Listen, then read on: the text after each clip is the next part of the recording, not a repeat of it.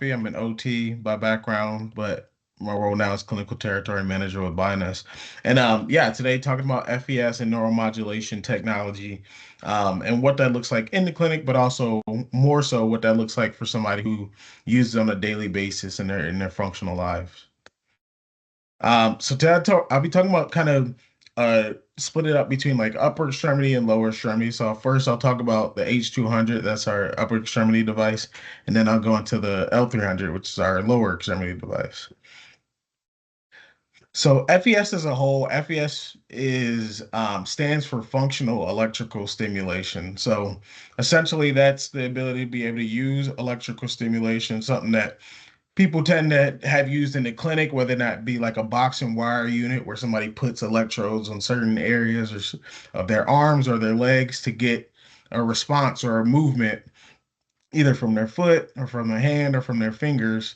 So FES is kind of the next, I guess, like version of that in a way of where you can wear a device that does that same thing, but it has sensors and it has ways of knowing how you move to work with you as you're moving instead of just having to press a button on a box.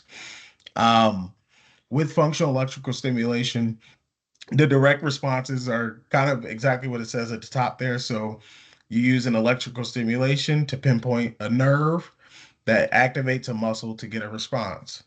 So, for example, like in the forearm, there's an electrode that goes over a certain nerve on the back of your arm that tells the muscles to open up your hand when you press a button or when you want to open your hand. And then some indirect responses. So, kind of that is like the direct response from your body, and some of those indirect responses that you get from um, that electrical stimulation is muscle contraction. Since we're stimulating that nerve, we get kind of facilitates some muscle contraction, increased attention, so kind of more attention to a body part that we sometimes after a stroke tend to neglect or don't have as much attention to. Using that stimulation can kind of almost wake up those nerves in a way, but also tells your brain that that part of my body is still there and we're still kicking and we're still doing something. Proprioceptive feedback. So same thing, your brain telling your brain where that body part is in space. And also because we get that movement, we can work on things like spasticity management, tone management, and increase blood flow as well, just because we're having that muscle contraction. Good deal. So now me talk about just I'll go into the H200. So this is what the components of the H200. One is the orthosis. Oh, I'll take this blur off so you can see. Oh. So this is the H200 orthosis. This is what it looks like. It has two wings, one for the back of your arm, one for the front of your arm. And the reasoning for those is they have specialized electrodes that go in places to stimulate the correct muscles depending on the action that you want to do. So if we're getting some stimulation to the back of the arm, that's going to tell the hand to open up. And then same on the bottom, that bottom wing, that's going to tell the hand to close when you want it to. So I put together, yeah, here's some just some videos of how someone actually uses the device and then kind of their everyday life and what that actually looks like for someone. Ignore some of the, but in this video, using it to be able to pick up a bottle, so having a device know when you want to hit a button to maintain a grasp, to hold onto a bottle, hold onto an object and move it. You also have different modes to where you can have certain types of grasp. If you want to use a key grip or what we call like a lateral pinch to be able to hold a utensil, hold a key, hold a smaller object, you can do that. Or if you're looking to hold like a bigger bottle or a cup or a glass, it can maintain a gross grasp position to just hold your hand in kind of that kind of big C position to maintain the object. A lot of individuals that use the H200 device, the biggest thing is getting back to tasks that one mean something to us, but also are kind of the things that we do in our daily lives that sometimes we take for granted until something happens where we're not able to do those things. And especially for Daryl here, the big goal of his was to get back to spending time in the kitchen. That was a lot of how he kind of really connected with his family, connected with the things that kind of revolved in his life was around living around the kitchen, being, the person who initiated a lot of the cooking tasks in the house. So his big thing was getting back into the kitchen and using different molds. He was able to kind of start working towards some of those kitchen tasks, whether they've been grabbing fruit to put it back in a bowl, also gross grass to maintain grass for the refrigerator so he could move that and kind of navigate with his other arm. If he wanted to stabilize a bowl, using that lateral pinch to stabilize a bowl while he uses his other arm to mix. And then same thing to maintain grass with a utensil to actually mix if he was mixing like a batter or something like that.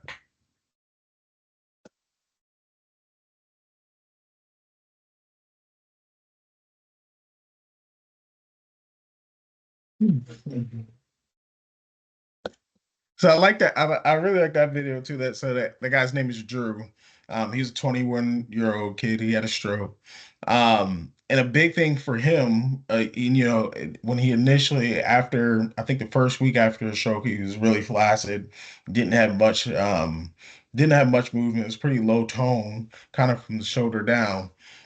He was able to kind of use some stem to get some motion in his hands and also to kind of maintain grasp. And that allowed him and his therapist to start working on a lot more proximal strength. So a lot more strength in his shoulder, a lot more strength at his elbow joint. And as he was able to kind of gain some strength there in conjunction with electrical stimulation to utilize his hand, he's able to kind of do a big task for him. This was like a big goal for him to open the refrigerator. So being able to kind of utilize the stem for his hand and then focus on the proximal strength in therapy, he was able to kind of still work towards a lot of his goals and work towards the things he was looking to do. And then as far as so somebody had a home unit, what it kind of looks like putting the device on. This is Christine. She's also had a stroke, but also she did a great job on this video, just trying to explain how she puts her device on.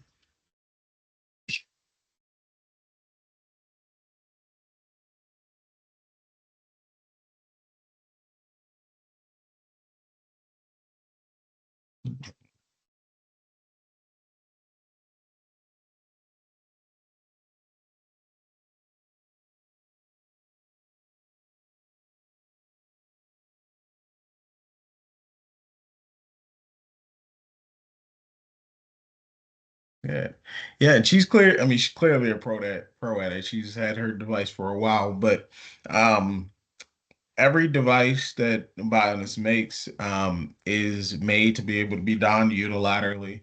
And I think that comes from having a company where pretty much at every level there are clinicians. So there our VP is an OT, my director is an OT. Everybody of my direct peers and colleagues are OTs or PTs by background. So having that in mind, we kind of really think about how we develop our devices and what that means for somebody, and not just, does it look pretty? Does it have a nice little app and things like that, but does it actually work for somebody in real life? Because that is the main factor of if it's going to make somebody's life better is can they actually use it? And then also just from a therapeutic standpoint, so individuals use the device in their everyday lives, but that can also transfer to being able to use it in therapy and doing some of those same tasks in therapy, but just being able to get more reps and then more efficient, I guess like more efficient reps as you go utilizing functional electrical stim. So these are just two tasks that OTs have been working with their patients on, but now they're kind of using simulation to help facilitate some of that progress and also work on some of that neuroplasticity piece for people who are recovering from their strokes. And then in conjunction, a lot of therapists have really had kind of some unique takes on tone management and how to utilize FES in conjunction with some modalities that they already use. So whether it be like oval eights, tension straps, or um, certain types of resting hand splints to where they can utilize electrical stim in to maintain a position for people.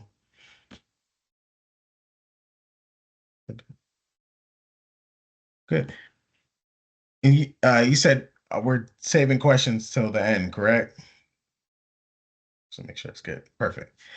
All right. So now I'll go into L300 Go. So L300 Go is our lower extremity device. So this is a device that helps somebody be able to lift their foot when they walk. And then there's also a conjunctioning piece that can be used if somebody has hyperextension or if somebody has some quad weakness or knee instability. They can utilize that device in conjunction with that lower extremity device, with that lower leg device. So different configurations of the L300 Go. So you have the regular lower leg cuff. This is to address foot drop. This turns on that. This activates a muscle that helps lift your foot and dorsiflex your foot so that you can clear instead of having like your toes drag on the floor or kind of that shuffling gait or scuffling gait as we see sometimes after someone has a stroke. Same thing with this. So this is our L300 Go, but just our it's called our pediatric cuff, but I also use it on smaller adults as well. And then here's the thigh cuff.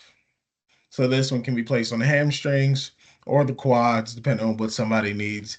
If they are, again, if they're having a lot of hyperextension, you can use it on the hamstrings for some co-contraction to prevent that hyperextension, or you can utilize on the quads for some quad strengthening and just improving kind of knee stability if somebody has like a crouched gait or something of that nature. Oh, so, these are videos. This is of Dan. He's actually from Germany. I think he's from Germany. So the videos are like kind of dubbed over his initial speaking. But Dan had a stroke. He was 2 years removed from his stroke at the time of this video.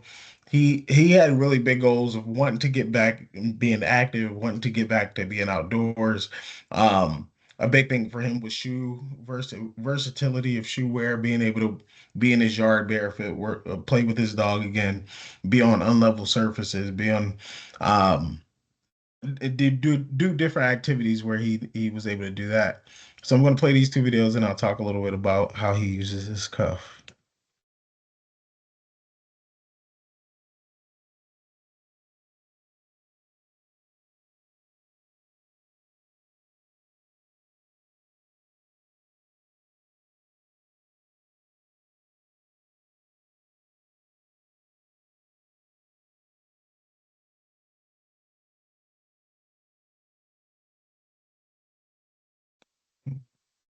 Then this is just me.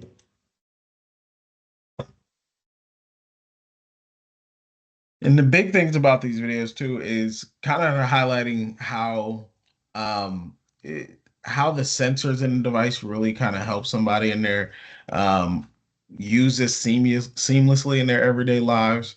So in the cuff there, in this computer piece, there are two sensors. One is a gyroscope, one is an accelerometer. Essentially, they tell how fast somebody's moving, where their leg is in space, where in the gait cycle is their leg, to all to tell when we need to turn on stimulation to lift the foot and when we need to turn it off. So with that, being able to go on in the next video I show somebody going on stairs or somebody going on unlevel surfaces because it has those sensors is able to sense where their leg is no matter if they're walking on an incline, walking on a decline, walking on steps, doing lateral movement, posterior movement, jumping, anything of that nature, it's able to kind of read all those movements and then utilize the stimulation accordingly so the person wearing it doesn't have to think about it and it's kind of just becomes second nature and they can move as they typically would.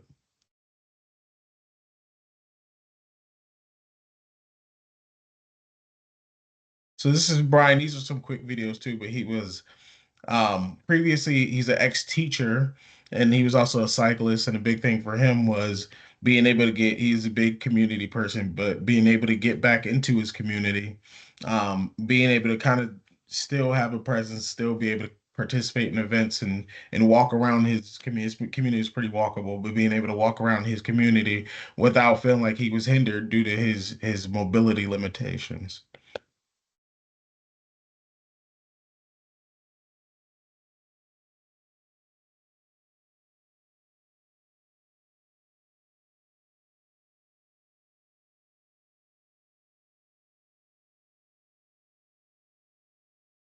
Good. And then, so yeah, so like I was mentioning about the steps here. So as Brian is moving on the steps, that device knows when to lift his foot as he lifts it up to go on the next platform, and then turns off once he's in stance and plants his foot. And that just gives him the ability again to move and do the things that he wants to do without being limited or restricted by any of his gait impairments.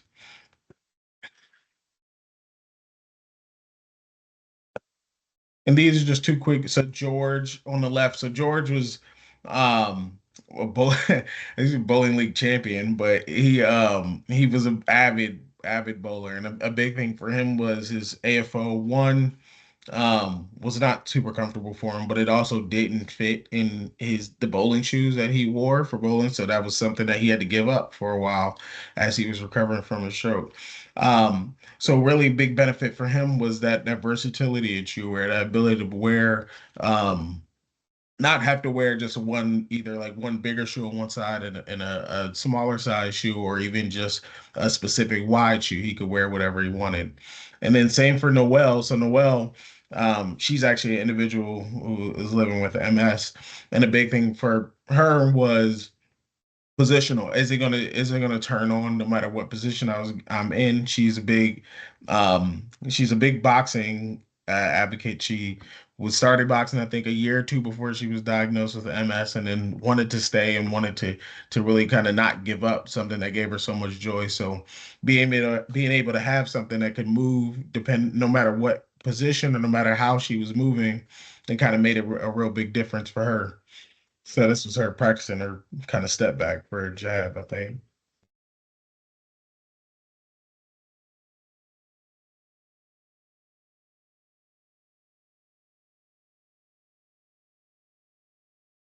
Yeah. And then, so I've talked a lot about the lower cuff. So again, the lower cuff and upper cuff can be used together, but they can also be used individually.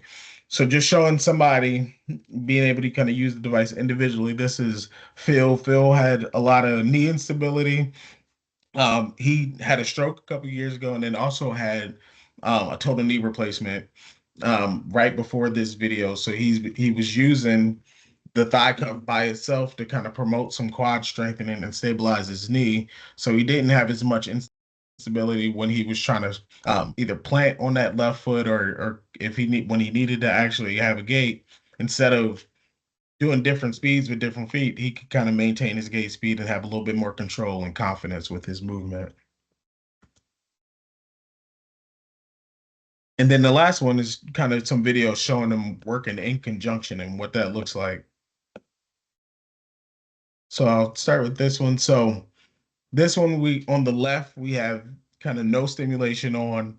We have the cuff on the back of the leg and that lower cuff for dorsiflexion. And just being able to kind of, again, utilize some hamstring contraction, co-contraction to prevent that hyperextension, and then utilize the lower cuff for dorsiflexion. This is somebody's first time using this device, and this was during their trial. So the more they get to use it, the more they kind of are able to intertwine devices with their typical and daily lives. The more the devices use the algorithms to learn their gait patterns and learn how they move. So even from this first day where we see some benefit, we'll continue. He'd continue to see some benefit after he's worn the device for a while as well. And then same thing on the left here is just showing kind of the differences with the stimulation on and with it off.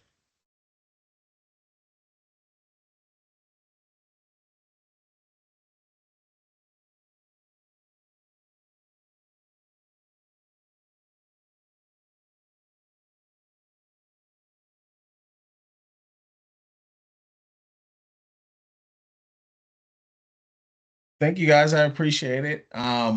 So like, yeah, like I said, like I do my main goal and my main role kind of in all this is to kind of help people get back to mobility and get back to kind of functional mobility and moving how they towards some of their goals and towards the things that they want to do, but also just show people that there's an option out there. I always tell people that I provide complimentary trials of the devices. It's not like I'm only looking for people who want to use them long term or anything like that, but even people who just want it as an option to know if it works for me and is this an option for me, and it kind of puts something else in their head instead of just seeing something online or seeing it and saying like, what if? So just be kind of bridging the gap of access for people to kind of have that the ability to try it out, see if it works for them, um, and then take it from there. Thank you guys. I appreciate it. Thanks.